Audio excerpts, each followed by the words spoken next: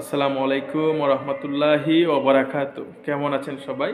দীর্ঘদিন যাবৎ ভিডিও দিচ্ছি না, তো একটু ব্যস্ততার মধ্যে থাকি, সেজন্য ভিডিও দেওয়া হচ্ছে না।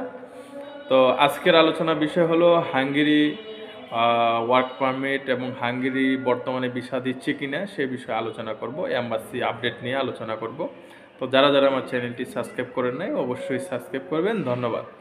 প্রথমে আমি বলবো যে হাঙ্গেরিতে আসলে এখন প্রচুর পরিমাণে ভিসা দিচ্ছে, প্রচুর ভিসা।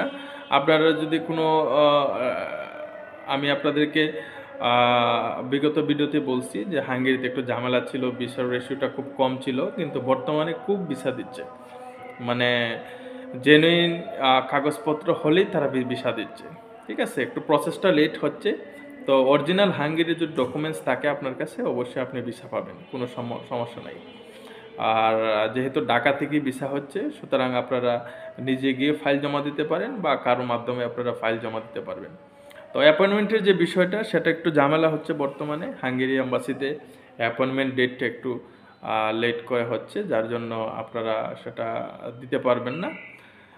এটা অবশ্যই কারো না কারো মাধ্যমে আপনারা অবশ্যই অ্যাপ্লাই করতে হবে অ্যাপয়েন্টমেন্ট ডেটের জন্য। আর যদি আপনাদের কোনো সমস্যা হয় জানার বোঝার, অবশ্যই আমাকে নক করবেন, কারণ আমার পরিচিত এজেন্সি আছে, আমার অনেক ট্রাভেল এজেন্সি আছে যারা সেই কাজটা করে। তো আমি বলবো আপনাদেরকে অবশ্যই জেনুইন একটা ওয়ার্ক পারমিট আপনারা নিয়ে আসবেন, এবং যে পারমিটের মধ্যে যে এক্সপিরিয়েন্স বা যে স্কিলটা থাকবে, দক্ষতাটা যেটা, সেটা অবশ্যই আপনারা বাড়িতে কোথাও প্রশিক্ষণ নিয়ে তারপরে আপনারা হাঙ্গেরিতে যাবেন। ইউজ পরিমাণের কাজ আছে সেখানে, কাজ করতে পারবেন, কোনো সমস্যা নাই।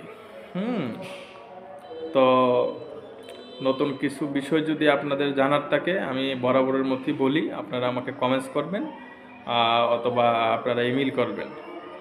ধন্যবাদ। আসসালামু আলাইকুম, ভালো থাকুন।